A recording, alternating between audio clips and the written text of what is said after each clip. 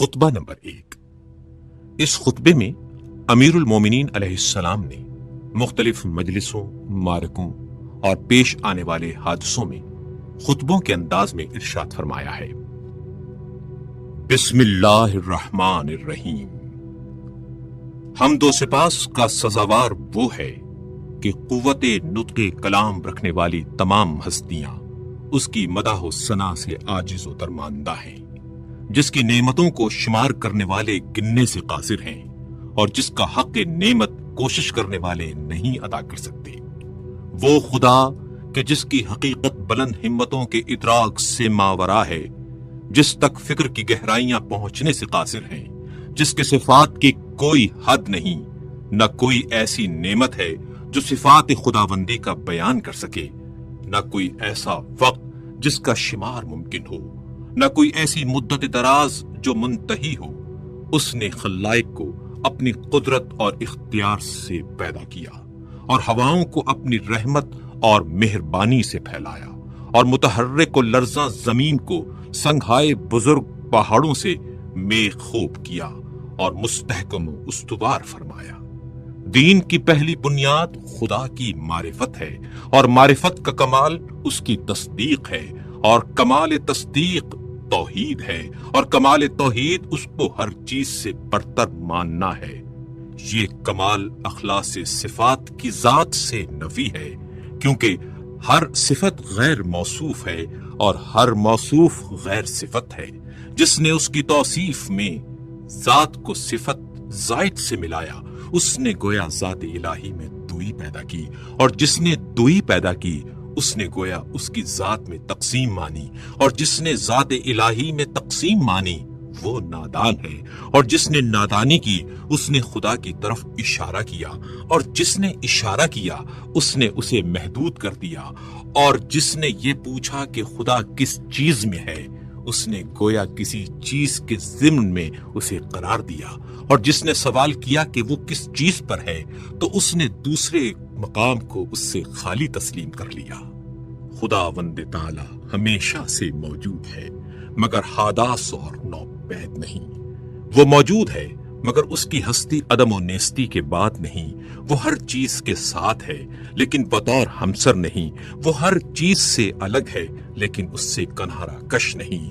وہ ہر چیز کا فاعل ہے لیکن اس کا فعل حرکات اور آلات کا نتیجہ نہیں۔ وہ بصیر ہے، جب اس کی مخلوق نہ تھی وہ منفرد ہے، کیونکہ اس کا کوئی ایسا ساتھی نہیں جس سے وہ اپنا جی بہلائے اور جس کے نہ ہونے سے اسے الجھن ہو۔ اس نے دنیا کو پیدا کیا اور پہلے پہل بنایا، بغیر اس کے کہ فکر کو کام میں لاتا یا تجربے سے فائدہ اٹھاتا، اور نہ اپنے نفس میں کوئی حرکت پیدا کی، نہ پہلے سے کوئی اہتمام کیا کہ جس کے لیے بے چین ہوا ہو۔ وہ چیزوں کو ٹھیک وقت پر عدم و نیستی سے وجود کی طرف لایا اور گوناگوں چیزوں میں موافقت اور سازگاری پیدا کی، اور ہر چیز کو اس کی طبیعت اور مزاج عطا کیا، اور ان طباع کے لیے شکل و صورت معین کی۔ وہ ان کی ابتدا اور آغاز سے پہلے ان سے واقف تھا۔ اس کا علم ان کے حدود اور انتہا کو محیط تھا، ان کی حالت اور پوشیدہ کیفیت سے آشنا تھا۔ پھر خدائے بزرگ و برتر نے زمین و آسمان کے درمیان اور جوا، فضا و اطراف اور شگوفوں میں شگاف اور آسمان سے دھلی ہوئی ہوا پیدا کی۔ اس جوا فضا میں متلاطم پانی جاری کیا جس کی موجیں بڑھ بڑھ کر بلند ہو رہی تھیں۔ اس پانی کو باد تند کی پیٹھ پر سوار کیا جو ہر چیز کو متزلزل کیے دیتی تھیں۔ ہوا کو حکم دیا کہ وہ پانی کو گرنے سے روکے اور اسے پانی کے زور پر مسلط کر دیا، اور اسی ہوا سے پانی کی حد بندی کر دی۔ ہوا کا دامن دور تک پھیلایا تھا اور پانی اس کے اوپر اچھل رہا تھا۔ پھر خدا نے ایک ایسی ہوا چلائی جو خشک تھی اور اسے پانی کے ساتھ ساتھ کر دیا۔ اس کی رفتار بہت تیز تھی۔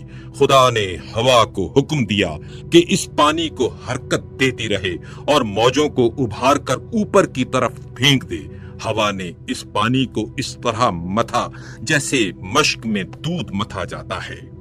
اور یوں یہ پانی کے نچلے حصے کو اوپر کی طرف پلٹانے لگی اور ساکن کو متحرک سے ملانے لگی، یہاں تک کہ پانی کی چوٹی بلند ہو گئی اور تہ بتہ پانی پر پھبن اٹھایا، اور پھر اس پانی کو شگاف دی ہوئی اور کشادہ فضا میں بلند کیا، جس سے 7 آسمان بنائے، آسمان زیریں کو ایک جمی ہوئی اور رکی ہوئی موج قرار دیا، اور آسمان بالا کو ایک محفوظ چھت اور بنائے مرفوع بنا دیا، آسمان کو بغیر کسی ستون کے روکے اور بغیر میخ کے اپنی جگہ پر قائم رکھا۔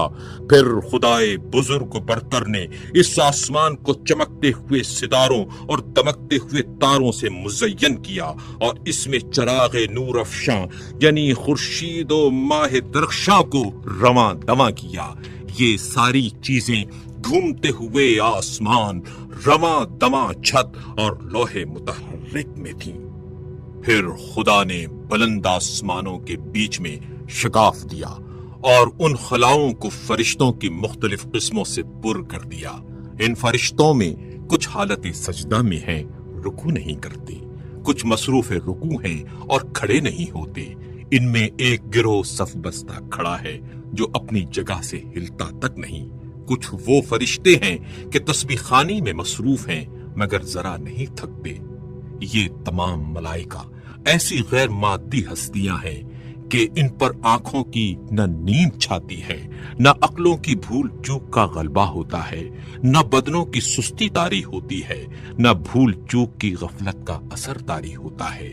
انہی فرشتوں میں ایک قسم کے وہ ہیں جو خداوند متعال کی وحی کے امین ہیں، اس کے پیغمبروں اور رسولوں کے پاس پیامبر بن کر اور احکام و فرامین الہی لے کر آتے جاتے ہیں۔ انہی میں ایک قسم ان فرشتوں کی بھی ہے جو اس کے بندوں کے نگہبان اور اس کی جنتوں کے دربان ہیں۔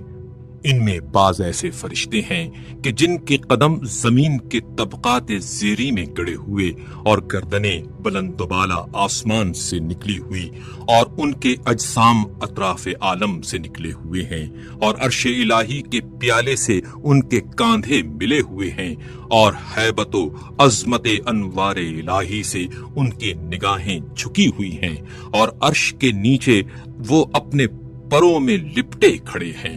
ان کے اور دوسرے ملائکہ کے درمیان حجاب ہائے عزت و پردہ ہائے قدرت پڑے ہوئے ہیں۔ یہ فرشتے اپنے رب کا تصور صورت کشی سے نہیں کرتے، نہ اوصاف خلائق کو اس کے اوپر جاری منطبق کرتے ہیں، نہ اسے کسی مکان میں محدود کرتے ہیں، نہ امثال و نظائر سے اس کی طرف اشارہ کرتے ہیں۔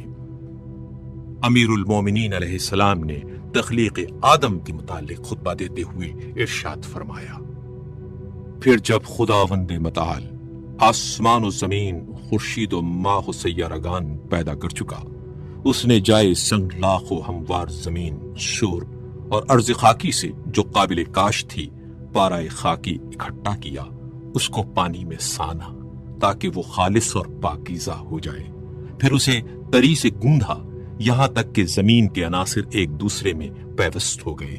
اس سے خدا نے ایک صورت پیدا کی، اس میں کچھ ٹیڑھی ہڈیاں تھیں، اعضاء تھے، جوڑ تھے، پٹھے تھے۔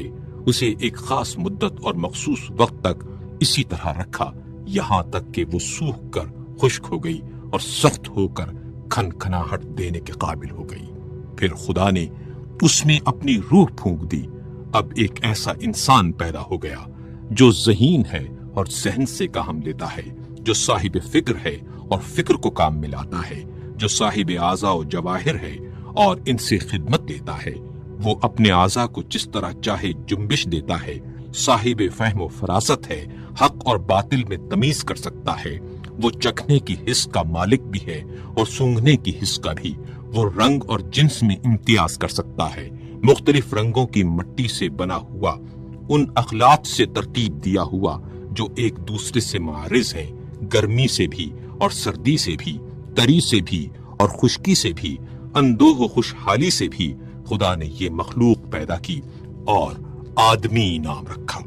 پھر خدا نے فرشتوں سے چاہا وہ اس کی امانت کا حق ادا کریں اور انہیں اپنے عہد و وصیت کی جانب متوجہ کیا کہ آدم کو سجدہ کریں اور اس کی عظمت و بزرگی کے سامنے سرے نیاز خم کر دیں۔ چنانچہ خدا نے حکم دیا، اے فرشتو آدم کو سجدہ کرو۔ سب نے سجدہ کیا سوائے ابلیس کے، جسے آدم کو سجدہ کرتے ہوئے غیرت دامنگیر ہوئی اور اس پر شقاوت طاری ہو گئی۔ اپنے آگ سے پیدا ہونے کا خیال کر کے اس نے غرور کیا اور مٹی کے بنے ہوئے آدم کو حقیر و کم مایا جانا۔ اللہ نے اس کو مہلت عطا فرمائی کہ غضب الہی کا وہ مستحق ہو جائے اور بدبختی پورے طور پر تمام ہو جائے اور وعدہ پورا ہو کر رہے۔ چنانچہ خدا نے فرمایا، تجھے وقت معلوم تک کے لیے مہلت دی جاتی ہے۔ پھر خدا نے آدم کو ایسے مکان میں رکھا جس میں زندگی کی ہر آسائش مہیا تھی، اور یہاں وہ بڑی عافیت اور امن سے تھا۔ نیز شیطان اور اس کی دشمنی سے ہوشیار اور چوکنا رہنے کی تاکید بھی کی، لیکن آخر کار شیطان نے آدم کو دھوکہ دے ہی دیا، اس بات سے جل کر کہ وہ جنت میں ابرار کی مرافقت سے بہرور ہو رہا ہے۔ چنانچہ آدم نے یقین کا شک سے اور عزمیت کا کمزوری سے سودا کر لیا، اور مسرت کو خوف سے اور فریب خردگی کو شرمندگی سے بدل ڈالا۔ پھر اللہ سبحانہ و تعالی نے اس کی توبہ قبول کر لی اور اپنے کلمہ رحمت سے اسے نوازا، اس سے جنت میں پھر بلا لینے کا وعدہ کیا، پھر اسے دار البلا میں اتارا جو تولد و تناسل کی دنیا ہے۔ آدم جب دنیا میں آئے اور تولد و تناسل کا سلسلہ شروع ہوا اور ان کی اولاد بڑھی اور پھیلی، تب اللہ نے آدم کی اولاد سے نبی منتخب کیے اور ان سے بندگان الہی تک وہی خداوندی پہنچانے کا عہد لیا اور تبلیغ رسالت کا انہیں امین بنایا، جبکہ بہت سے خدا کے بندوں نے پیمان الست فراموش کر دیا تھا اور وہ ڈر کر حق کو فراموش کر بیٹھے تھے اور بتوں کو اس کی خدائی میں شریک قرار دے رکھا تھا، کیونکہ شیاطین نے معرفت خدا سے بندوں کو بھلاوے میں ڈال دیا تھا اور انہیں اس کی عبادت سے روک دیا تھا۔ بس خدا نے ان میں لگاتار رسولوں کو بھیجا تاکہ وہ خدا کے بندوں سے عہد الست کا حق ادا کرائیں اور اس کی فراموش کردہ نعمتوں کو یاد دلائیں اور تبلیغ کر کے محبت قائم کریں، اور ان عقلوں میں جو وہم اور شک کے گرد و غبار میں دفن ہو گئی ہیں پھر سے ابھار دیں اور چمکا دیں، اور وہ نشانیاں جو سروں پر چھائے ہوئے آسمانوں میں ہیں انہیں دکھائیں، اور جو فرش زمین میں ہیں انہیں سمجھائیں، اور انہیں بتائیں کہ کیونکہ اچھی باتوں سے زندگی اچھی بنتی ہے، اور مہلت کیونکہ انہیں فنا کے گھاٹ اتار دیتی ہے، کیونکہ رنج و غم کی کثرت انہیں بوڑھا بنا دیتی ہے، اور کیونکہ آفات و حوادث کا تو اثر ہوتا رہتا ہے۔ خدا نے اپنی مخلوق کو کسی نبی، مرسل یا نازل شدہ کتاب یا حجت لازمہ یا راہ روشن کے بغیر نہیں چھوڑا۔ وہ رسول کہ جن کے ہاں تعداد کی کمی تبلیغ رسالت میں کوتاہی کی موجب نہیں ہوتی، اور نہ جھٹلانے والوں کی کثرت انہیں کچھ نقصان پہنچاتی ہے۔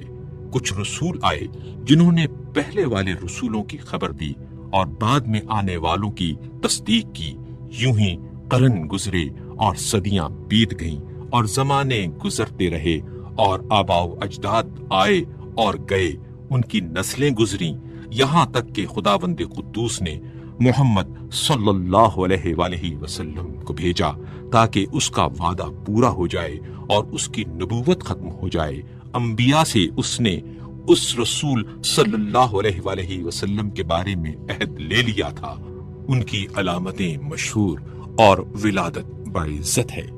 جب آن حضرت صلی اللہ علیہ وآلہ وسلم تشریف لائے تو دنیا میں ملل متفرقہ اور اقوام منتشرہ کی کثرت تھی۔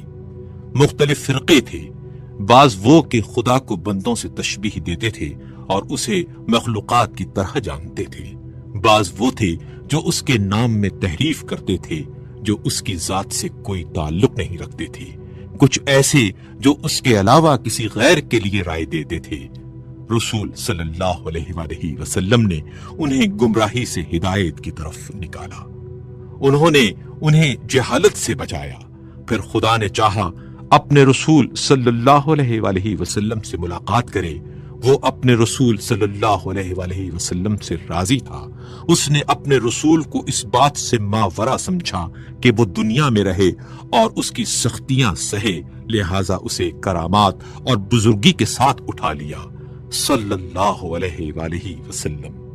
پھر حضرت صلی اللہ علیہ وآلہ وسلم نے تم میں وہی چھوڑا جو اور انبیاء نے اپنی امتوں میں چھوڑا تھا، کیونکہ گزشتہ انبیاء نے اپنی امتوں کو یوں ہی بغیر کسی روشن راستے اور مستقل نشانی کے نہیں چھوڑا تھا۔ تمہارے رب کی کتاب اب رسول صلی اللہ علیہ وآلہ وسلم کی وفات کے بعد تمہارے پاس ہے۔ رسول اللہ صلی اللہ علیہ وآلہ وسلم نے اس کے حلال و حرام کو واضح کر دیا، اس کے فرائض و فضائل کو، اس کے ناسخ اور منسوخ کو، اس کی رخصت اور عظمیت کو، اس کے خاص اور عام، اس کے عبر و امثال کو، اس کے مرسل اور محدود کو، اس کے حکم اور متشابہ کو اچھی طرح کھول کر بتا دیا، اس کے مجملات کی تفسیر کر دی، اس کے اسرار اور گہرائیوں کو ظاہر کر دیا۔ ان میں ایسے میثاق بھی ہیں جن کے جانے بغیر چارہ نہیں، اور ایسے بھی ہیں جن سے بندے اگر نا واقف رہیں تو کوئی کام نہیں رکتا۔ وہ بھی بتایا جس کا فرض ہونا کتاب قرآن حکیم سے ثابت ہے، اور وہ بھی جس کا منسوخ ہونا سنت رسول سے واضح ہے۔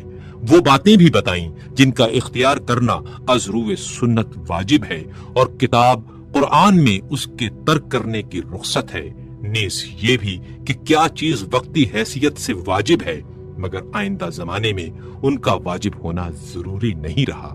پھر محرمات کی تقسیم ہے، ان میں کچھ ایسے کبیرہ ہیں جن کے ارتکاب پر کتاب الہی نے جہنم کی آگ سے ڈرایا ہے، کچھ صغائر ہیں جن میں مغفرت کی امید ہے، کچھ ایسے مقامات ہیں کہ ان کا صدور مقبول بارگاہ الہی ہے، اور کچھ وہ ہیں جن میں بندے کو اختیار ہے۔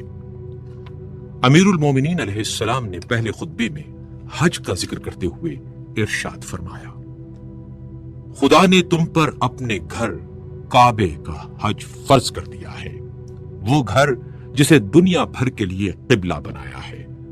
اس کی طرف لوگ یوں لپکتے ہیں جس طرح چوپائے گھاٹ پر ٹوٹ پڑے، اور اس طرح شوق سے یہاں ٹوٹ کر آتے ہیں جیسے کبوتروں کی ٹکڑی۔ اس حج کو اس نے اپنی جلالت کے سامنے بندوں کی فروتنی کی پہچان قرار دیا ہے۔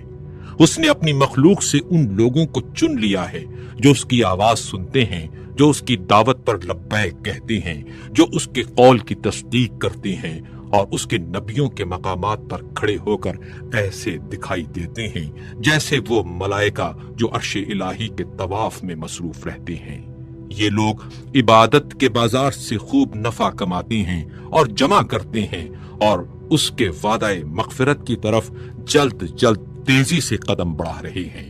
اس گھر کو خدا نے اسلام کی نشانی قرار دیا ہے، یہ پناہ لینے والوں کے لیے جائے پناہ ہے۔ اس نے حج کو فرض قرار دیا ہے اور اس کے حق کو واجب گردانا ہے، اور اس کی زیارت تم پر لازم کر دی ہے۔